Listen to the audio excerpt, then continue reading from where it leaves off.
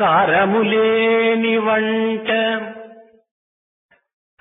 ఉపకారము చేయని జీవితంబు కారములేని వంట ఉపకారము చేయని జీవితంబు ఆకారము లేని ఇల్లు మమకారము లేని స్నేహితము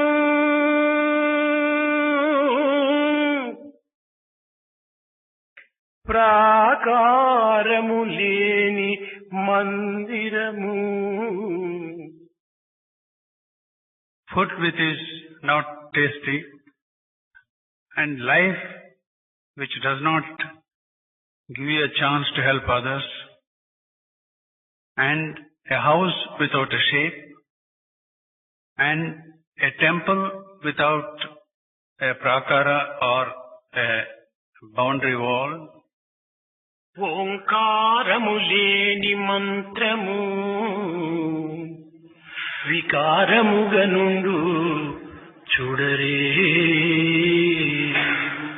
And any mantra without the sacred Omkara is full of vikara.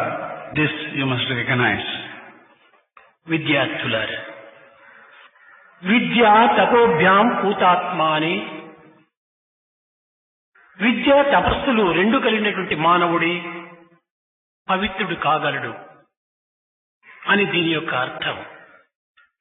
The meaning of this is that education and tapas must go hand in hand, and if it does not do so, life is worthless.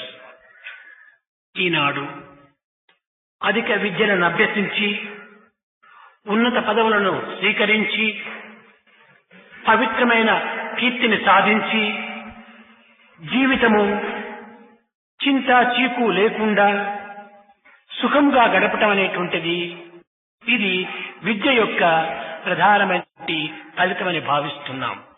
Today we are thinking that education means getting a lot of fine degrees, getting a good job, getting fame and reputation, and living without problems.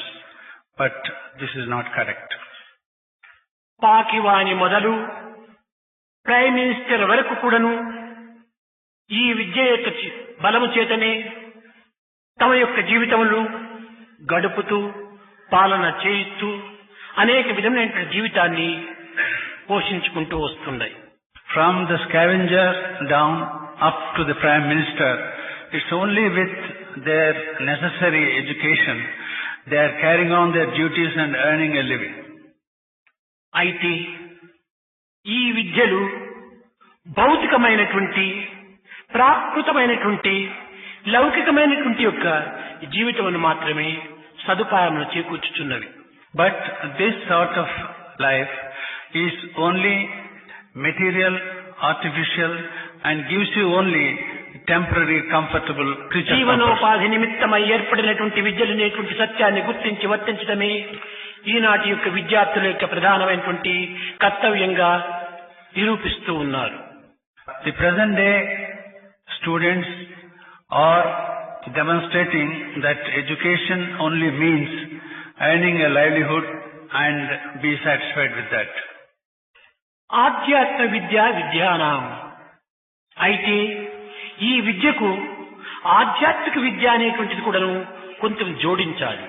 You see, it is said that Adhyatmika Vidya is the real Vidya. Therefore, we should add to our ordinary educational system the Vidya of the Atma. With అనేటువంటి ధాతువులకు yeah అనేటువంటి ప్రత్యయము చేర్చినప్పుడే విద్య అవుతున్నది. The root vid, when added to ya, then only we get Vidya or light. Yeah అనగా ఏది? Ya means what? With అనగా ప్రకాశము. With means light or ఏది illumination. ప్రకాశమును అందించునో అది ఏ విద్య అని ఈ పదం యొక్క అంతరార్థం. The real meaning of this word, the inner and deeper meaning of this word is, whatever gives illumination is real vidya.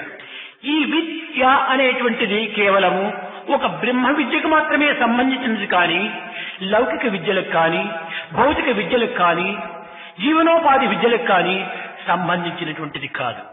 This true vidya refers only to Atma Vidya and not to mere temporal vidya which leads us to get a living.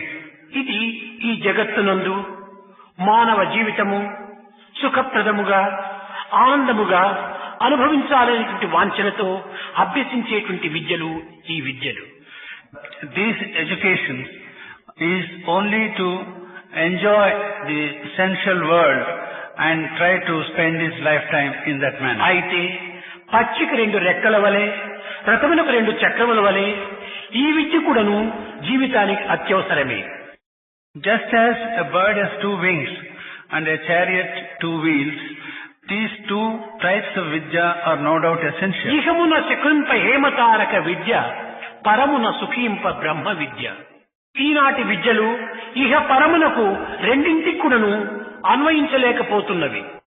Present day education is not able to synthesize the education required for this worldly life as well as to attain the spiritual. చదవటము వేరు, జీవించటం వేరు. Studying is one thing and actual living seems to be different. కనుక ఈ చదువులు నిత్య జీవితములో జీవనోపాధి కూడాను విరుద్ధంగానే ప్రవర్తిస్తున్నవి. Therefore, the present day education is not able to help even a proper living in this world.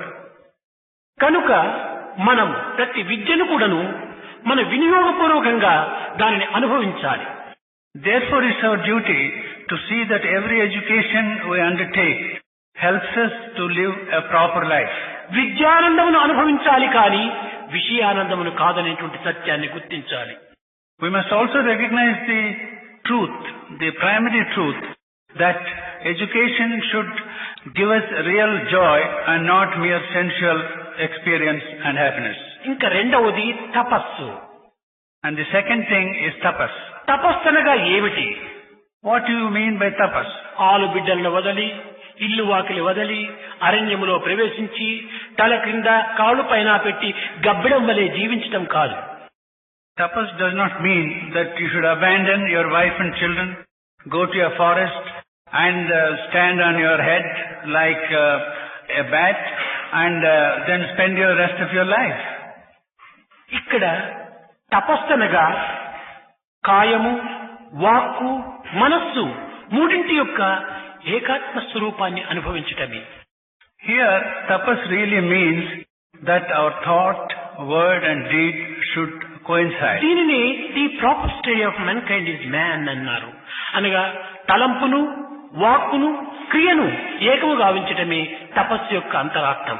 So the real meaning of tapas is the oneness of thought, deed and action. కానీ ఈ సత్యాన్ని గుర్తించుకొనలేక మూఢులైనటువంటి వాడు అప్రహితాన్ని తెలుసుకోకుండా అనేక విధములైనటువంటి యొక్క ఇక్కట్లకు గురి అవుతున్నాడు.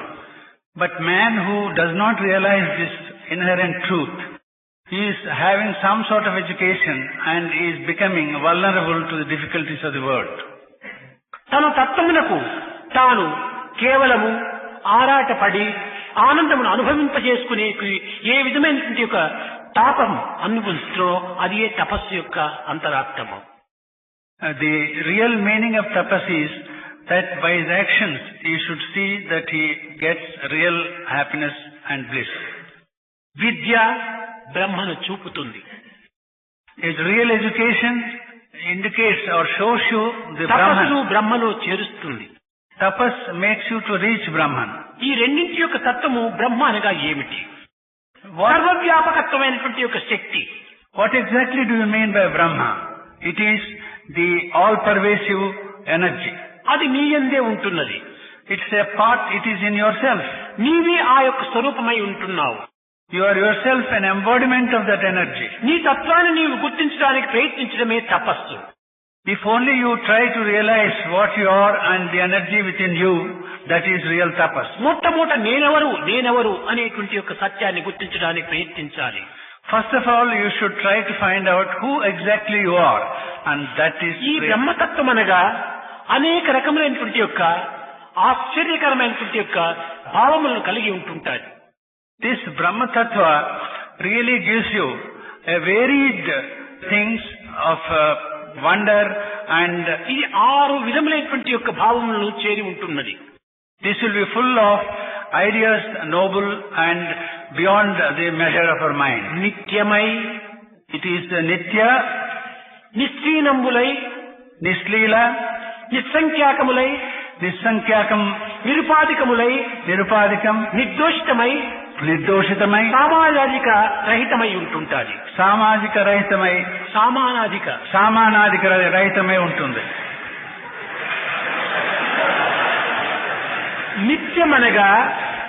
నిత్యమనగా ఉత్పత్తి వినాశము లేనటువంటి యొక్క స్థితి ఈ బ్రహ్మతత్వం.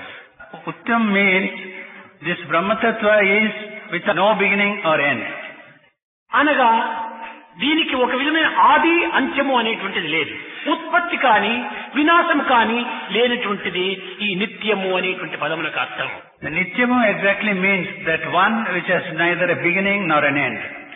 నిశ్చీనములు అనగా అందులో ఉండేటువంటి గుణములను వర్ణించుటకు కానీ వివరించుటకు కానీ సాధ్యము కాదని యదో వాచో నివర్తంతే అప్రాప్య మనసా సహా. ఇది ఏ విధంగా కూడా వర్ణించడానికి సాధ్యం కానటువంటి గుణము ఈ బ్రహ్మతత్వంగా ఉంటున్నది అని రెండవది. The second point is the Brahma Tattva is something which cannot be explained in ordinary language, and it is beyond the explanation that we can offer. మూడవది నిశ్చీనంబులై. ఇలాంటి గుణములు అనేకంగా ఉంటున్నాయట ఆ బ్రహ్మతత్వములో. And the third point about Brahma Tattva is such qualities are innumerable which cannot be counted. నిరుపాధికములై. దీనికి ఎట్టి ఉపాధిని ఆశ్రయించదట. This does not depend on any upadhi or సర్వత పాణిపాదం తత్సర్వతోచ్చి శిరోముఖం సర్వత శృతిమల్లోకి సర్వమా వృత్తిష్టతి. దీనికి ఒక రూపం కాని ఒక ఉపాధి కాని ఒక ఆకారం కాని ఏనాడు కూడాను ఉండదట. this has neither an akara or a swarupa. It has feet everywhere, it has eyes everywhere. నిత్య జీవితంలో మనము సత్యముగా అనుభవించేటువంటి మనసునికి ఒక ఆకారం లేదు. What we really experience every day, the manas itself has no shape. ప్రతి ఒక్కదానికి మనం పేరును ఉచ్చరిస్తున్నాం మైండ్ మైండ్ మైండ్ మైండ్ అని. కానీ దీనికి ఈ రూపం ఏమిటో మనం గుర్తించడానికి ప్రయత్నించడానికి లేదు. We quite often repeat the word mind, mind, mind, but it has no shape. మనము చాలా దుఃఖిస్తున్నాం. వరి వరి వరి వరి అనుకుంటున్నాం. What is the shape of వరి? We always feel very sorrowful and say we are worried, worried, worried. But what is the shape of it? Created fear only. ఇది కేవలము మానసిక సృష్టితో కలిగినటువంటి యొక్క ప్రభావమే. This is merely that which has been created by the mind. కనుకనే నిరుపాధికములనగామి దీనికి ఉపాధియే లేదు. Therefore, nirupadika means there is no upadhi for these things. ఇంకా ఐదవది కేవలము నిర్దోషితమై. The fifth one is, it is without any dosha. దోషము అనేటువంటిది మాలిన్యం అనేటువంటిది హేయమైనటువంటిది ఏమాత్రం కూడా ప్రవేశించుటకు వీలు లేదు. There is no impurity in this Brahma Tattva. సామాజిక రహితమై అనగా సమానాధికరహితమై సమానం ఈక్వల్ అనేటువంటి దీంట్లో ఎక్కడ కూడా చేయడానికి వీలు కాదు. This Brahma Tattva cannot be compared to anything else in this world. It is తానుగానే ఉన్నది కానీ తానుకు మరొక వస్తువుగా ఉండదు. It is incomparable. It stands by itself and there is no, it is second to none. అయితే దీనికి ఈ విధమైనటువంటి యొక్క సామాజికమైనటువంటి యొక్క తత్వం లేదని చెప్పడానికి ఆధారం ఏమిటి? What is the proof for saying that it is? ఈ వస్తువు ఎట్లా ఉంది? ఈ వస్తువుగానే ఉన్నది. If we ask, how is this Brahma Tattva? We say, it is like Brahma Tattva. అయితే దీనికి కంపేర్ ఏ విధంగా చేయడానికి వీలు కాకుండా ఉన్నది. then how is it we are not able to compare it with ఒక information? వస్తువును మరొక వస్తువుతో పోల్చడానికి పోయినప్పుడు ఈ వస్తువునే ఆ వస్తువు సర్వకాలముల యందు సర్వస్థానముల యందు సర్వ పరిస్థితుల యందు కూడా ఉండినప్పుడే అది కంపేర్ చేయడానికి వీలవుతుంది. If you want to compare any two things, these two things should be different at every point of time and place. దేశకాల పరిస్థితుల ప్రభావములకు అతీతమైనటువంటి యొక్క తత్వాన్ని ఈ విధంగా మనం కంపేర్ చేయడానికి వీలు. How is it possible to compare that tattva which is beyond time and space? ఒక తల్లి గర్భంలో ట్విన్స్ గా పుడతారు. There are twins born to a ఆ mother. ట్విన్స్ కూడాను సరిగా కంపేర్ చేయడానికి వీలు కాదు. Even the twins are not identical in every ఏదో aspect. కొన్ని విషయంలో కూడాను ఒకరికొకరు భిన్న భేదములు ఉంటుంటాయి. There's bound to be some difference in some aspects of these two children. అంతేకాకుండా జగత్తులో ప్రతి పదార్థం కూడాను మారేటువంటిది. And everything in this world is changeful.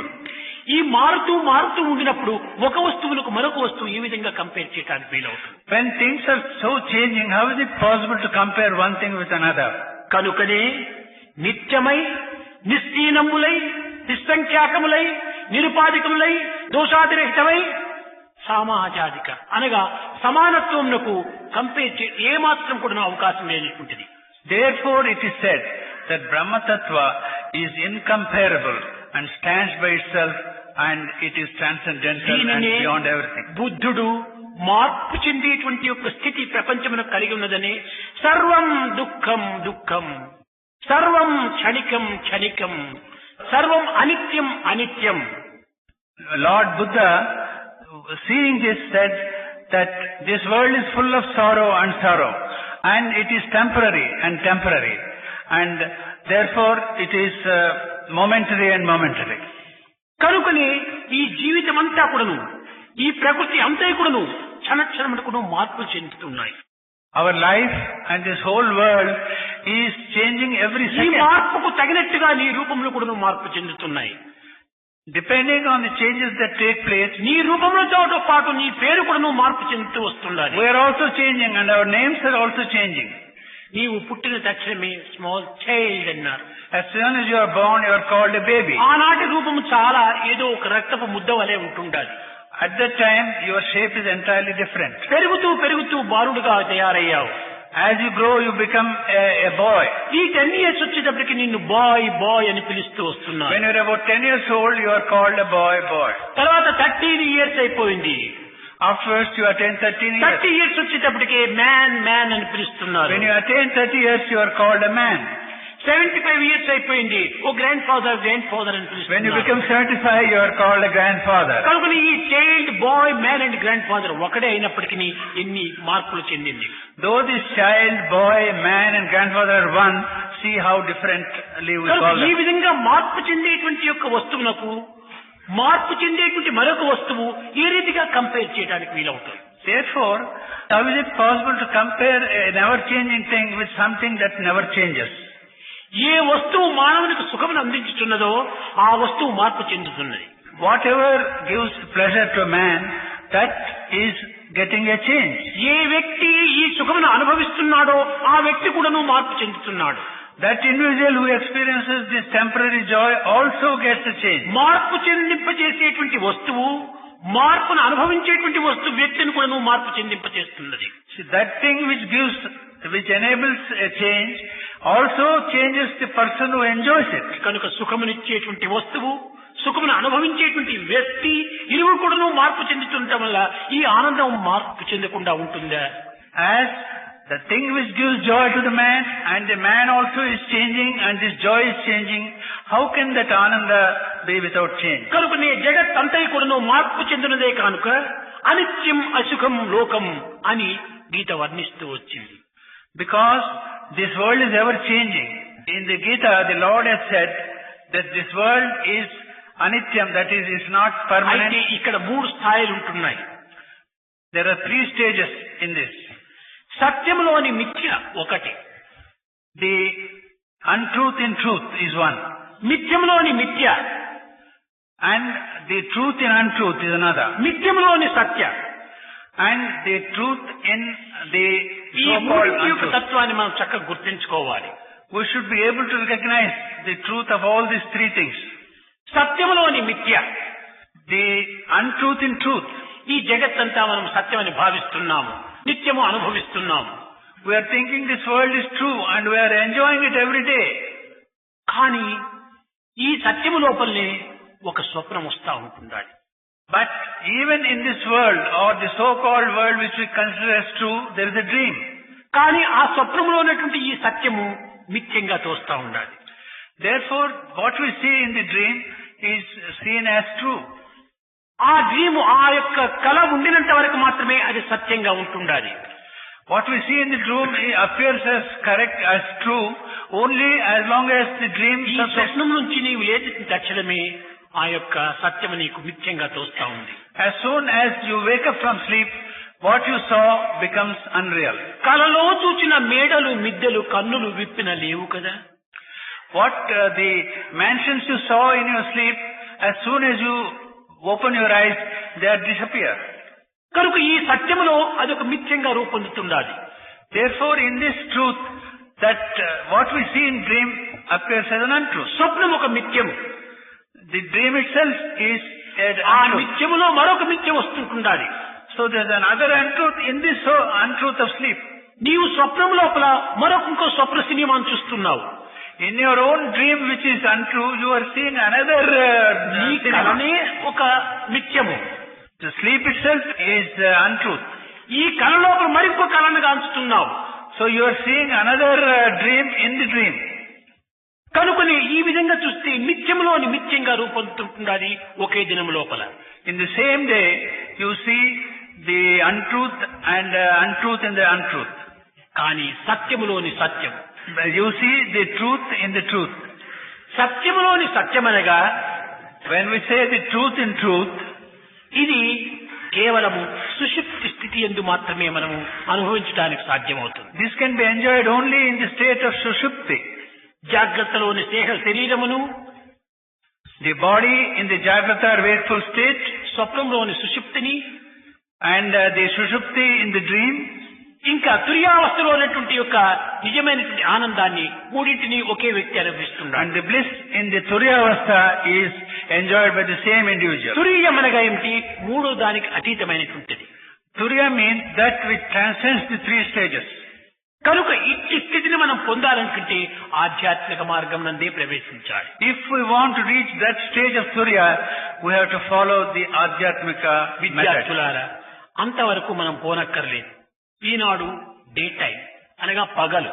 Dear students, we need not go so far. Today is a day. That మీరు means కన్నులతో చూస్తున్నారు ఈ సమావేశాన్ని, you are seeing with your eyes this assembly. చెవులతో వింటున్నారు, You are hearing with your ears. మనస్సుతో అనుభవిస్తున్నారు. You are enjoying with your mind. చూచే కన్నులు, వినే చెవులు, అనుభవించే మనస్సు, ఆనందించే హృదయము అన్నింటితోన మీరు ఈనాడు తగినటువంటి యొక్క బలము చేకూర్చుకుంటున్నారు. The eyes with which you see, the ears with which you hear, the mind with which you experience, you ఇది are సత్యము, enjoying ఇది the whole thing. సత్యము, ఇది నాట్ డ్రీమ్ అంటున్నారు మీరు. You are saying that this is true, I have seen it myself and it's not a dream. కానీ రాత్రికి మీరు హాస్టల్ వెళ్లి భుజించిన తర్వాత నిద్రిస్తున్నారు. But if you go back to your hostel and after you have take your food, you go to sleep. అక్కడ నీకు గొప్ప కళ వచ్చింది. నీ స్వగ్రామంలో నీవు ఉండినట్టుగా, నీవేదో నీ యొక్క ఫ్రెండ్స్ తో నీవు సంచారం చేస్తున్నట్టుగా నీకు ఒక స్వప్నం వచ్చింది. In your dream in the hostel, you feel as if you have gone back to your village and you are spending your time with your friends. కానీ ఈనాడు నీవు ఈ సమావేశంలో ఉండినటువంటి సత్యము నిద్రలో ఏమాత్రము లేదు. But the truth of this assembly where you participated and heard everything with attention, తిరిగి నీవు నిద్రలో అనుభవించినటువంటిది ఈ జాగ్రత్తకి నీకు వచ్చేటప్పటికి ఆ యొక్క స్వప్నం నీకు అనిత్యంగా తోస్తుంది. and what you experienced in the dream, when you come back to the wakeful state, you think that it's an untruth. జాగ్రత్తలో నిద్ర లేదు, నిద్రలో జాగ్రత్త లేదు. There is no sleep in wakeful state, nor wakefulness in the sleeping state. కానీ స్వప్నంలో నీవున్నావు, జాగ్రత్తలో నీవున్నావు. But you are available, you are there in wakeful state as well as the dream నీవు state.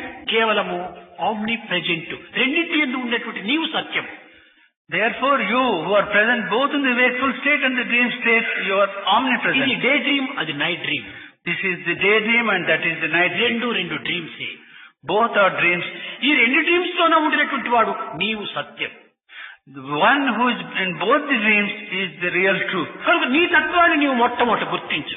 Therefore you find out the ఈ truth of జాగ్రత్త yourself. స్వప్నముల యొక్క తత్వాన్ని నీవేమాత్రం కూడా నువ్వు లక్ష్యం చేయవద్దు. You don't bother about what you see in the wakeful and రెండింటి యందు ఉన్నటువంటి వాడిని నేను. the one who is in both these states is myself. కనుకనే ఈనాడు ఇహము పరము అని రెండింటి యందు కూడాను మనకు ఆనందమును అందించేటువంటి యొక్క ఏ మార్గమో దాన్ని మనం అనుసరించాలి. Therefore, in this world, we should follow that path which gives happiness both in this world ఈ and లౌకిక in the other. విద్యలతో పాటు ఆధ్యాత్మిక విద్యను కూడాను అభ్యసించాలి.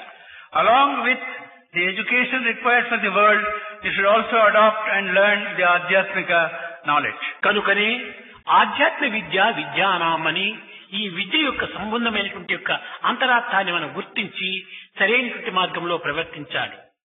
Therefore, it is said, among all the vidyas, Adhyatmika Vidya is the highest, and therefore we should adopt it and try to attain real bliss. ఇది అవిద్యలని దీనిని మనము విసర్జించరాదు. We should not think that it's not real Vidya and give it up. ఈ రెండు విద్యలు ఎందుకు మనం సరైనటువంటి యొక్క మార్గాన్ని గుర్తించాలి.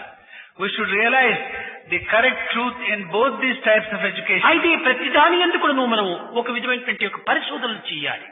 But it's necessary for us to examine both. Enquiry చేయాలి. అదే మనకు బుద్ధి అనుకరించేటువంటి యొక్క పని. Therefore, with our discrimination, we should inquire into both these states of mind. చదువులన్నీ చదివి చాలా వివేకి అయి మగిడి తన్నెరుగుడు మందమతుడు. తన తత్వాన్ని తాను గుర్తించుకోలేకపోతున్నాడు ఈ చదువుల వల్ల. After reading so many things and trying to have so much of education, you are not able to realize who you are. చదువులన్నీ చదివి చాలా వివేకి అయి మగిడి తన్నెరుగుడు మందమతుడు. ఎంత చదువు చదివి ఏ నీతి ఉన్నను హీనుని గుణంబు మానలేడు. Whatever education you might have attained, you will not be able to give up your meanness if you are not pure. కనుక ఈ లౌకిక విద్యలనేటువంటిది తన యొక్క హీనత్వాన్ని దూరం చేసేటువంటి యొక్క శక్తి సామర్థ్యం దానికి లేదు. So this mere worldly knowledge has not the capacity to enable you. ఒక్క తపశ్శక్తికి మాత్రమే దాన్ని దూరం చేసేటువంటి శక్తి కలిగింది. Only tapas has the energy or the shakti to తనకి transform you. చదువ తర్కవాదమే కాని పూర్ణ జ్ఞానం ఎప్పుడు పొందలేడు. By merely reading and indulging in scholarship, you will only become a logician but not understand the real truth. కనుక చదివి చావంగనేటికి చావు లేని చదువు అని. Therefore, why you go on wasting your time in reading this worldly knowledge forever? Try to learn that knowledge which gives you deathlessness. కనుక నీ money, నీ time, నీ ఎనర్జీ, నీ సర్వం కూడా నువ్వు దీనికోసం దారపోస్తున్నావు. You are spending your time, your energy and your money just for that knowledge ఇంతే which does కాదు, not give you real. తల్లిదండ్రులకు కూడా నువ్వు ఎన్నో విధముల శ్రమలు కల్పిస్తున్నావు. Not only this, you are giving a lot of problems and difficulties to your parents. తల్లిదండ్రులు ఎన్నో తిప్పలు పడి మిమ్మల్ని చదివిస్తున్నారు. Your అప్పులు parents, చేసి చదివిస్తున్నారు. your parents are facing many problems and giving you education. They are even borrowing and meeting your ఈ education. తిప్పలబడి అప్పులు చేసి మిమ్మల్ని చదివించినప్పటికీ కడపడికి అన్నిటి విధాల వారికి ముప్పులు కల్పిస్తున్నారు. See, in spite of the parents sacrificing so much for your education, you are not giving them ఆ true happiness. తల్లిదండ్రులకు తగినటువంటి ఆనందాన్ని మనం అందించటం లేదు. You are not able to give to the parents back that happiness with which they విద్యార్థులారా, sacrifice. ముఖ్యంగా ఈ విద్యలో ఉన్నటువంటి అంతరార్థాన్ని గుర్తించగలిగినప్పుడు తల్లిదండ్రులకు సంతోష పెట్టండి. ఇదే మీ విద్య యొక్క నిజమైనటువంటి యొక్క సారం. See, the real essence of your present education should be to see that your parents are కానీ made happy. పెంచి పెద్ద చేసి చదివించినటువంటి ఒక తల్లిదండ్రులకే మనం సరైనటువంటి సంతృప్తి కలిగించలేనటువంటి వారము ఇంకా ఇతరులకు ఏ రీతిగా కలిగించగలరు? If we are not able to satisfy and give happiness to our own parents who have sacrificed and made you to study here, how can you make others happy? కనుకనే మొట్టమొదట మాతృదేవో భవ, పితృదేవో భవ, ఆచార్య దేవో భవ. Therefore it has been proclaimed that first place has been given to mother. Mother is God. Father is కనుక God. దైవం అని చెప్పింది. కేవలం తెలియనటువంటి తత్వం పైన మీరు ఆధారపడకండి. తెలిసినటువంటి కంటికి కనిపించి మనసుకు తెలిపించి హృదయాన్ని మురిపించి దేహాన్ని మరిపించేటువంటి యొక్క తత్వం తల్లిదండ్రుల యొక్క తత్వం. You see, don't merely go by the word God. First remember those gods who are present before you, like mother and father, who have spent and sacrificed. సంతృప్తి పరిచేటువంటి యొక్క విద్యను మీరు నేర్చుకోండి. Learn to make them happy and learn that type of education. ఎంత కాలమైనప్పటికీ వారిపైన మీరు ఆధారపడి ఉండకండి. Do not be dependent on your parents for all time. ఇంతవరకు మిమ్మల్ని చాకి సంరక్షించారు. They have taken care of you so far. వృద్ధాప్యము లోపల నీవు వారిని సంరక్షించడానికి ప్రయత్నించాలి. You must be in a position to look after your parents when they become old. కనుకనే ఈ చదువులే ముఖ్యంగా మీరు చదవాలి. ఈ Therefore, చదువులతో పాటు లౌకికంగా, భౌతికంగా, ప్రాకృతికంగా మీరు కొన్ని కర్తవ్యాలు కొన్ని వహించాలి. you must learn this education and be in a position to carry out certain duties enjoined upon you. కనుక మనము ఈ ఆధ్యాత్మికమే ప్రధానమైనటువంటి లక్ష్యమే ఉంచుకున్నప్పటికీ లౌకికం కూడా దానికి అత్యవసరంగా ఉంటుంటాయి.